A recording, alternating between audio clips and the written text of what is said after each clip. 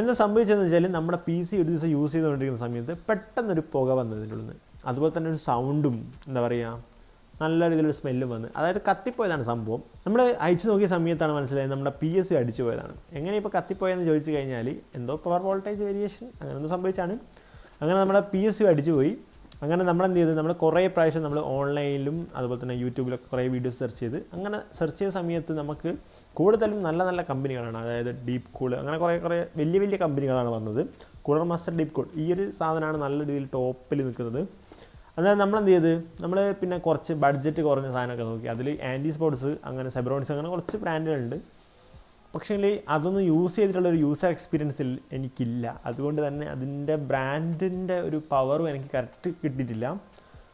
ഒരു ക്വാളിറ്റി എനിക്ക് മനസ്സിലാകാത്തതുകൊണ്ട് ഞാൻ എന്ത് ചെയ്ത്, ആൻഡക്ക് ഞാൻ യൂസ് ചെയ്തതാണ്. ആദ്യം യൂസ് ചെയ്ത് ആൻഡക്കാണ്.